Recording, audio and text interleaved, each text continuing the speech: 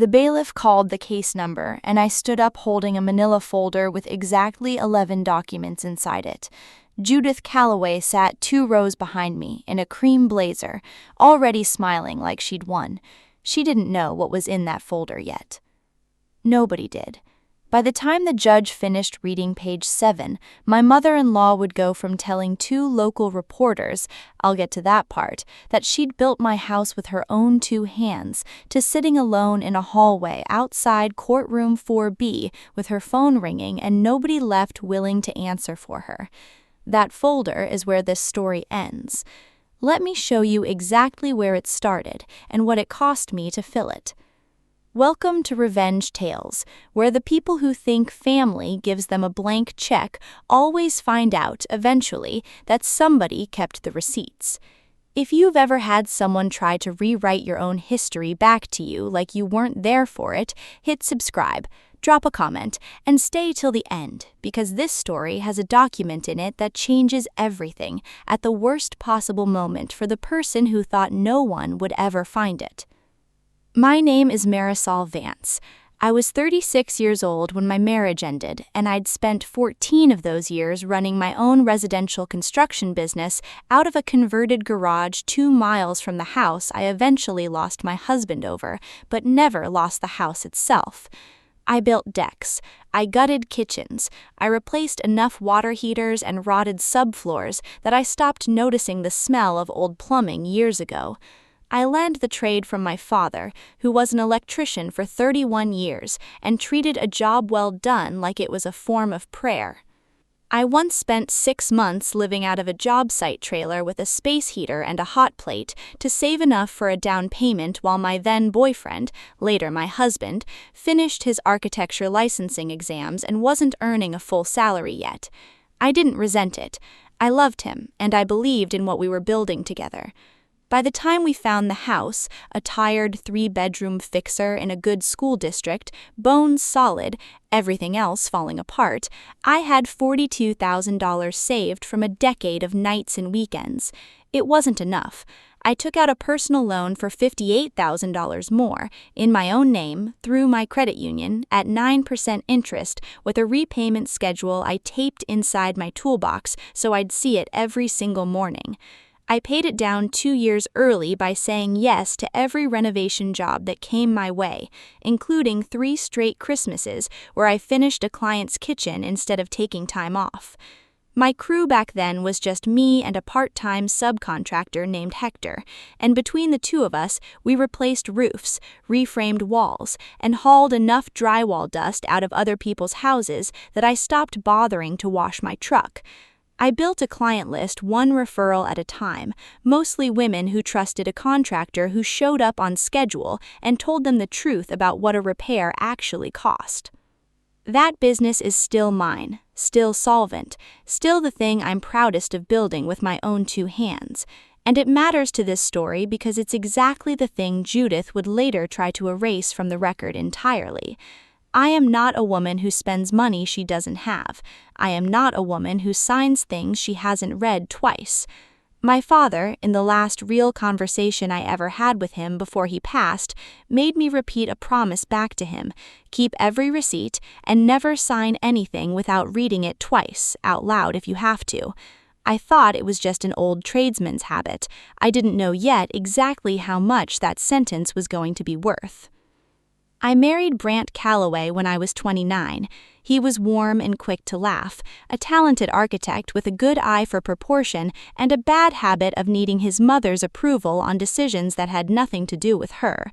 His mother was Judith Calloway, 59 years old, a retired real estate broker with 30 years of closings behind her and an instinct for property that never fully switched off, not even for her own son's marriage. Judith was polished in a way that photographed beautifully. She paid for the rehearsal dinner without being asked. She showed up to our housewarming with a professional-grade espresso machine still in its box, wrapped a little too perfectly. She called me sweetheart at every family gathering, in a voice pitched exactly loud enough for other people to hear it. For a long time, I thought I'd gotten lucky with my mother-in-law. Grant's friends used to tell him how lucky he was that his mom and his wife got along. Judith had a way of making every room feel like it belonged to her a little, even rooms in other people's houses.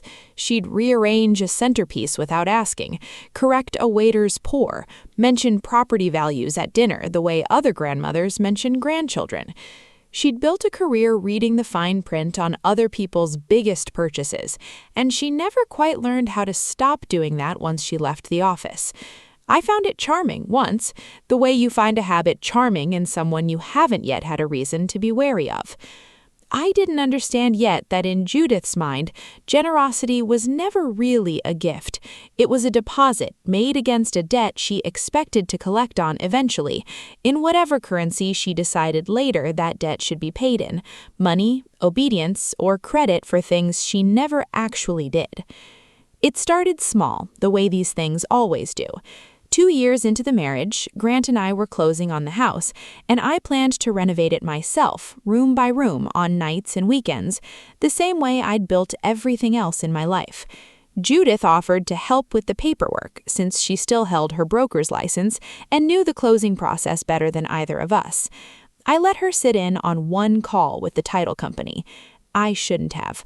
Near the end of that call, almost as a throwaway line, she asked the title officer whether it might be simpler to add her name to the deed as a co-signer, just for flexibility, in case anything ever came up. I said no immediately, and a little too sharply. Grant laughed it off afterward, said that was just his mom being thorough, always thinking 3 steps ahead. I remember a small, cold flicker of unease that I didn't have a name for yet, gone as quickly as it arrived. I let it go. That was my first mistake. It would not be my last, but it was the one that mattered most because it taught Judith exactly how far she couldn't push out loud and exactly how much room she still had to push quietly instead. Looking back, I think that phone call was the moment Judith decided the deed itself was off limits and quietly rerouted her ambitions towards something softer and harder to challenge. Not ownership on paper, but ownership in the family's memory of who had paid for what. It's a slower play. It takes years instead of a signature. But if it works, it can end up costing you more than a name on a deed ever could, because by the time you notice, everyone around you already believes the story she's been telling. Over the next 3 years, Judith found new, small, deniable ways to plant her flag on a house she had no legal claim to. At family gatherings, she started referring to it as the house I helped Grant get into, never once using my name in that sentence, as though I'd simply been present for the transaction rather than the one who'd financed it. When I redid the kitchen myself over 2 brutal months, new cabinets, a rebuilt subfloor, 6 full weekends of my own labor with sawdust in my hair, she told her book club it was such a lovely gift from Grant's father's estate, a sentence built entirely out of nothing, since Grant's late father's estate had contributed exactly $0 to that kitchen or anything else in our lives. These were small lies, deniable lies, the kind you can't challenge in the moment without sounding paranoid or ungrateful, which was, I came to understand, exactly the point. Around the same time, Judith started a habit of bringing her own realtor friends by to just see the place, always unannounced, always full of comments about what the house was worth now, as though she were pricing out an asset she still had some claim on, rather than visiting her son's home. I once came back from a job site to find her standing in my newly finished kitchen with a woman I'd never met, discussing square footage like I was the one who'd torn the old kitchen out stud by stud. I asked her, as evenly as I could, to call before bringing guests through. She apologized sweetly and did it again 11 months later. Each incident on its own was small enough to swallow. Stacked together, they were something else entirely, a slow, deliberate erosion of the idea that this was ever fully my house to begin with. Then, 18 months before the divorce, Judith wrote us a check for $6,000 toward an emergency roof repair after a windstorm tore off a section of shingles. She had Grant sign a single handwritten sentence on a sticky note tucked into the envelope with the check. Loan repayable at Mom's discretion. I wasn't in the room when he signed it. I found the note weeks later in a kitchen drawer, photographed it out of habit more than suspicion, and moved on with my life. At the time, it seemed an oddity, not a weapon. It was, in fact, exactly a weapon, a thin, deliberately vague paper trail, built quietly, in advance, designed to be reinterpreted later into something much larger than $6,000 for a roof. The divorce filing became news in the family 2 weeks after I moved out of our bedroom and into the guest room, a small, quiet grief I won't dwell on here. Judith hosted a Sunday dinner at her own house, her own rules, and invited me anyway, which I understand now was never generosity, it was staging. Halfway through the meal, in front of Grant's aunt, his 2 cousins, and a family friend visiting from out of state, Judith set down her fork, looked directly at me, and said the sentence I would hear in my head for months afterward. "This family built this house, not you." She said it lightly, almost sweetly, the way you'd correct a child's arithmetic. Nobody at that table defended me. Grant stared at his plate. His aunt made a small, uncomfortable sound and refilled her wineglass.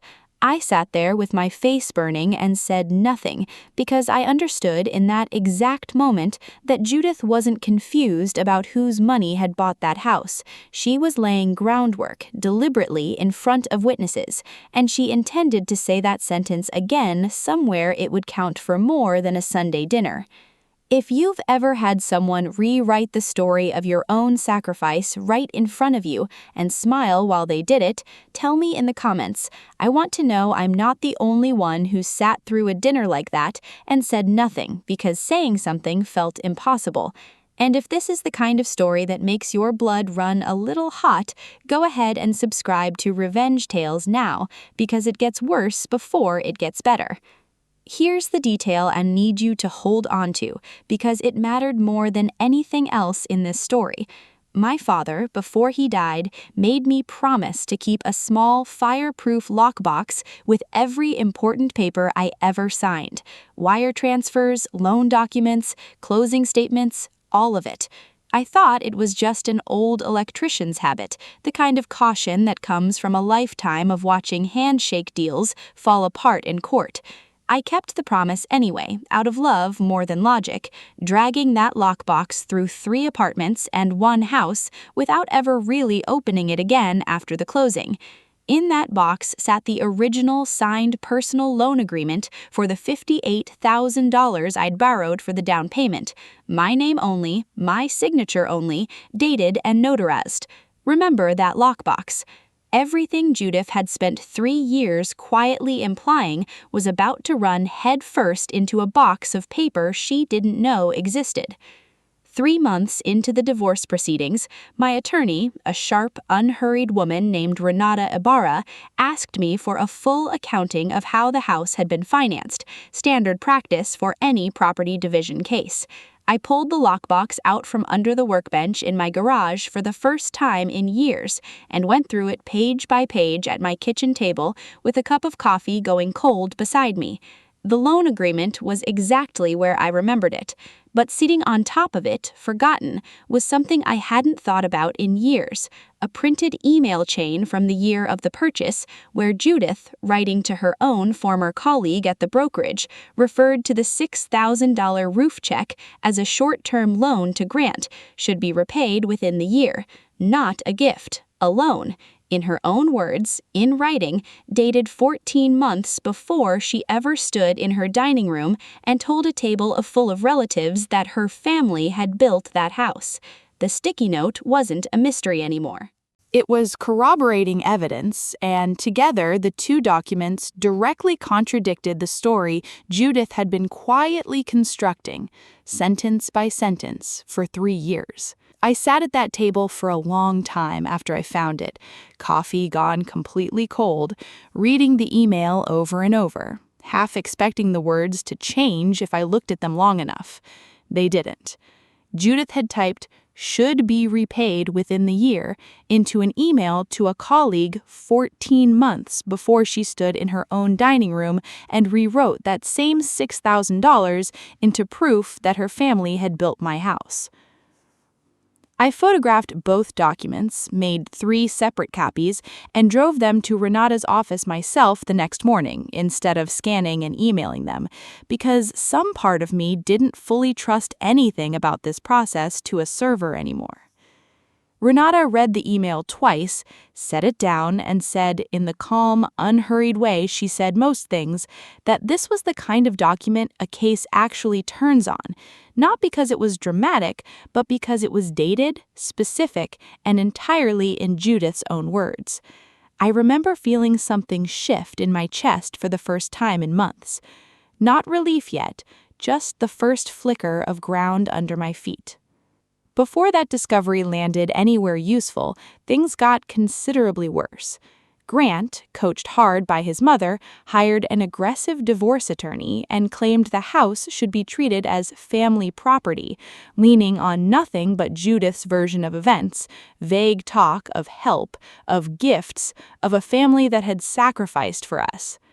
He froze a joint home improvement account we'd kept for repairs, $12,000 I'd contributed nearly all of over 4 years, and used just over $2,000 of it to pay his own attorney's retainer before I even realized the account had moved. Friends I'd known since college started going quiet in the group chat, one at a time, the way people do when they've decided it's easier not to pick a side out loud. Judith, I later learned, had been calling around, my own aunt, a former bridesmaid of mine, even a longtime client of my business, feeding them a soft, sympathetic version where I was the unreasonable one, refusing to share a house her family had supposedly sacrificed for.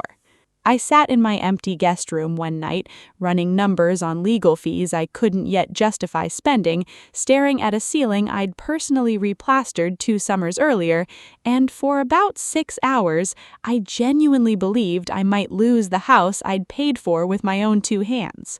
Judith, meanwhile, had apparently told her book club the matter was basically settled, and mentioned, almost in passing, that she'd been in touch with a reporter friend who covered local human interest stories about a piece on a family's fight to keep a home together. I didn't sleep much that week. I lost 2 clients that month too, both referrals through Grant's side of the family, both citing scheduling conflicts that weren't really scheduling conflicts. My subcontractor, Hector, asked me carefully over coffee one morning if everything was okay, because he'd heard some things from a mutual acquaintance about the divorce getting ugly over the house. I told him the truth, that I didn't fully know yet how ugly it was going to get, and went back to hanging cabinets in silence for the rest of the day. That was the lowest point of the whole thing for me. Not the accounts, not the gossip, but the quiet realization that Judith had an entire network of people willing to carry her version of events for her for free, simply because she asked nicely and I hadn't yet said a word in my own defense. I know some of you have been in that exact hallway, staring at a ceiling, doing math you never wanted to have to do, wondering if the person who's supposed to love you is going to let someone else's story win. If that's you right now, or if it's been you before, tell me where you are in the comments. This next part is for you. And if you're still with me, subscribe to Revenge Tales, because the next beat is where I've stopped reacting and started building. I did not call Judith. I did not post anything. I did not confront Grant at 2 a.m, which is exactly what the version of me from 10 years earlier would have done. Instead, I sat down across a small conference table from Renata and made a decision that felt almost anticlimactic at the time. We would not argue feelings. We would not argue fairness. We would build a documentary record so complete, so specific, so boring in its precision, that there would be nothing left in the room to argue about. Renata requested formal financial disclosures from both sides. She subpoenaed the credit union to confirm the original loan had been issued solely to me. She quietly began building a timeline, month by month, tying every dollar in that house back to its actual source. I went back to work. I finished 2 renovation contracts that month because bills don't pause for a divorce, and because doing something precise and physical with my hands kept me from doing something I would have regretted with my mouth. Renata gave me one piece of advice early on that I repeated to myself more times than I can count over the following weeks. A courtroom doesn't care how a story feels, it only cares what a story can prove. Every time I wanted to call Judith and tell her exactly what I thought of her, I wrote the impulse down in a notebook instead, dated it, and closed the notebook. By the time the hearing came around, that notebook had 11 entries in it, and not one of them had ever been said out loud. I think, looking back, that discipline was the actual turning point of this whole story, long before Priya ever called, the decision to let paper do the talking instead of anger. If you're in the middle of something like this right now, still deciding whether to fight loud or fight quiet, I'll just tell you what worked for me. Quiet wins in rooms with a judge in them. Subscribe to Revenge Tales if you want more stories built exactly that way, and tell me in the comments which kind of fighter you are. The break in this story came from somewhere I genuinely didn't expect. Grant's younger sister, Priya Calloway, called me on a Tuesday night, her voice tight and careful, and said she needed to tell me something before it went any further. Priya had spent years being the family's quiet peacekeeper, the one who smoothed things over at holidays and never picked sides between her mother and anyone else. But she'd been in a room I hadn't, months earlier, when Judith bragged to a cousin, half joking, that family money always finds its way back to family, one way or another, specifically about our house, and specifically in a tone that made Priya's stomach turn even at the time. Priya had also kept, almost by accident, a screenshot from an old group text where Judith had written, 3 years earlier, in reference to the roof repair, "Loaned them for the roof, they'll pay it back or I'll remind them," a message she'd clearly forgotten still existed, sitting untouched on someone else's phone the entire time. Priya sent it to me that same night, and to Renata the next morning. She told me she was done watching her mother rewrite a marriage she actually witnessed from the inside, done being the family member who kept everyone's secrets in exchange for everyone's approval. It wasn't luck that broke this case wide open. It was someone who'd been watching the whole time, finally deciding she couldn't stay quiet about it anymore, and choosing, on her own, which side of the truth she wanted to stand on. Priya asked me not to make a big scene of what she'd done, not because she regretted it, but because she knew what it would cost her at home for a while, and she wasn't ready for her mother to know exactly how it had come out. I kept that promise in every conversation I had afterward, including in Renata's filings, which referenced the text message only by date and content, not by source, until the day it actually had to be entered as an exhibit under Priya's own name, with her permission, because by then she decided she didn't want to hide anymore either. Renata filed a formal motion 2 weeks later, requesting the court classify the house as my separate, premarital effort-funded property.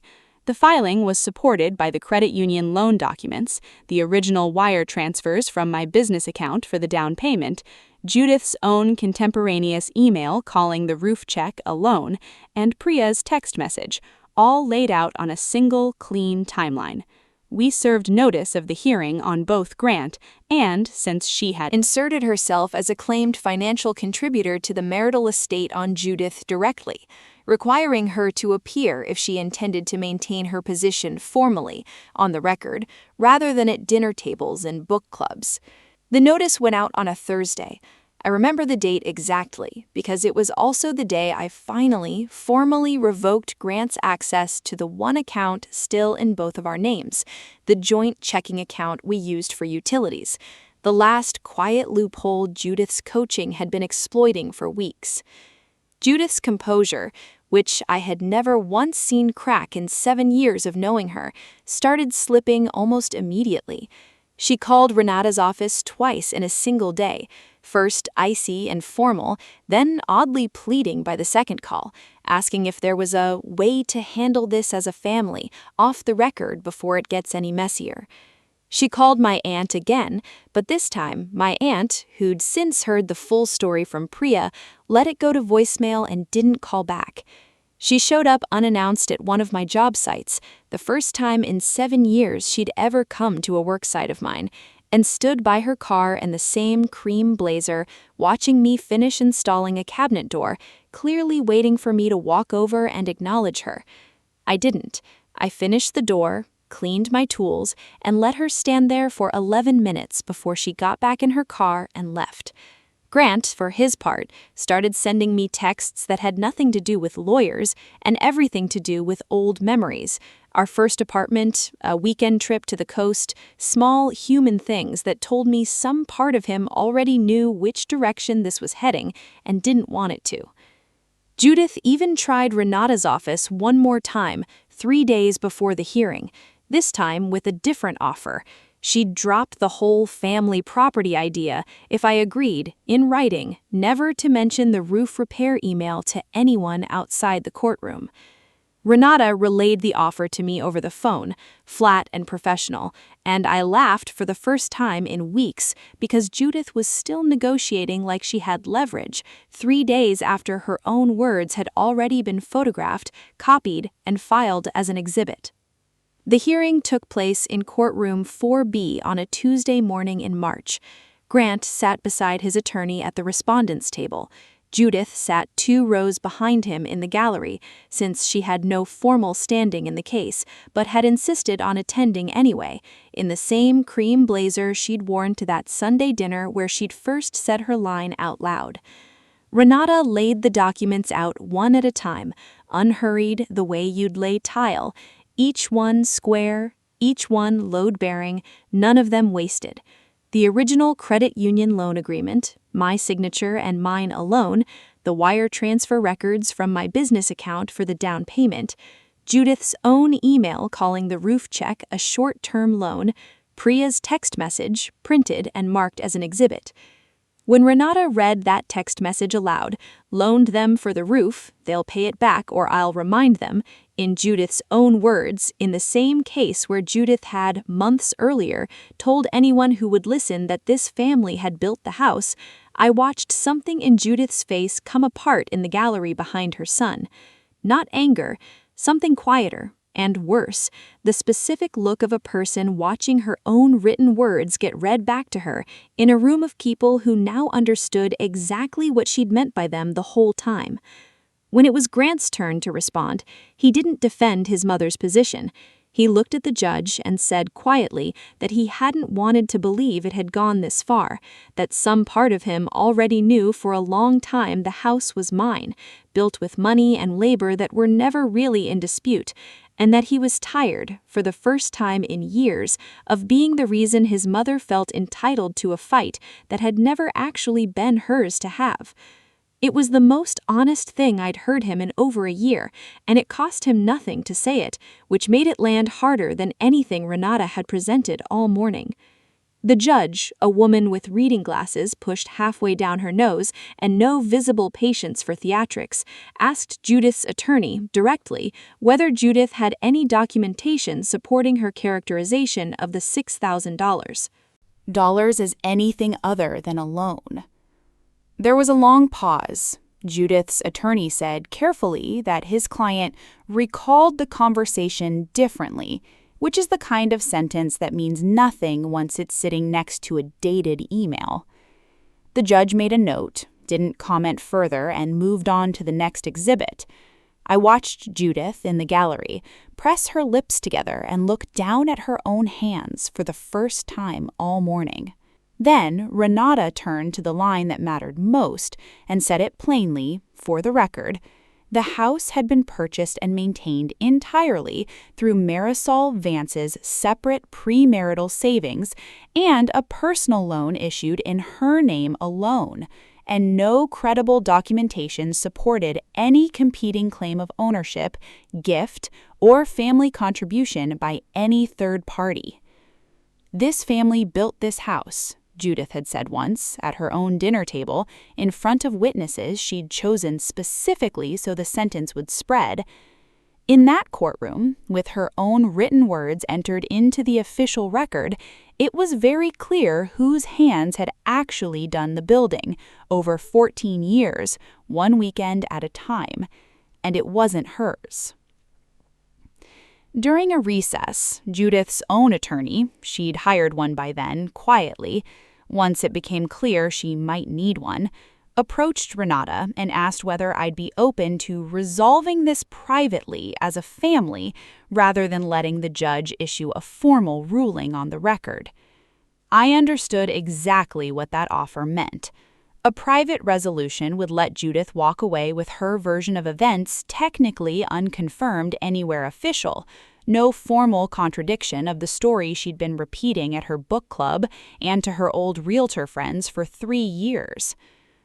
I told Renata no. I wanted the ruling entered formally, in writing, exactly as the evidence supported it. Sole ownership in my name, no gift, no family contribution, the $6,000 formally and permanently documented as the loan it always was, already repaid years earlier through Grant's own contributions to household expenses, and nothing further owed to Judith Calloway from either of us. I didn't ask for damages. I didn't ask for an apology I knew wouldn't come.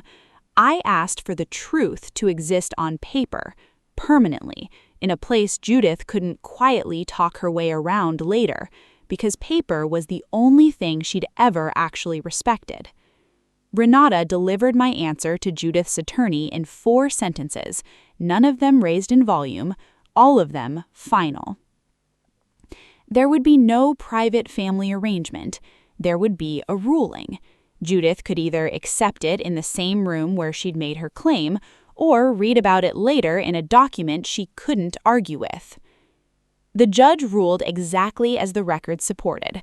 The house was mine, fully and separately, with no valid competing claim from anyone. Grant and I finalized the divorce 2 months later on quiet, mostly amicable terms once the house question was settled. He kept the car and his retirement account, I kept the house and my business, and we split what remained of the joint account by court order, down to the dollar. Judith stopped attending family dinners for a while, I'm told, and when she finally did return months later, nobody brought up the house because there was, at last, nothing left to argue about and no version of the story left for her to tell that anyone in the family still believed. Priya and I still talk most weeks now. She told me once that watching her mother's version of events fall apart in that courtroom was the first time in her life she'd seen someone tell Judith no and mean it, and that watching it happen had given her permission, finally, to start doing the same in her own life. She moved out of state the following spring, partly for a job, partly, she admitted, just to get some distance from her mother's version of how things are supposed to go. Hector's still with me on every big job. We finished a full kitchen and bath remodel together the same month the divorce closed, and I told him, half joking, that it was the first house in years I got to renovate without anyone standing in the driveway asking what it was worth. Grant reached out once, around the holidays, just to say he hoped the house still looked the way I'd always wanted it to. I told him it did. That was the whole conversation, and it was enough. People who rewrite your sacrifices into their own story are counting on you never having kept the receipts. Keep the receipts. If you've ever had to prove in writing that your own life actually belonged to you, I want to hear that story in the comments below. And if you want more of these, quiet, paper trail justice against the people who thought family meant they never had to ask, subscribe to Revenge Tales, because tomorrow another family finds out the truth costs more than the house ever did.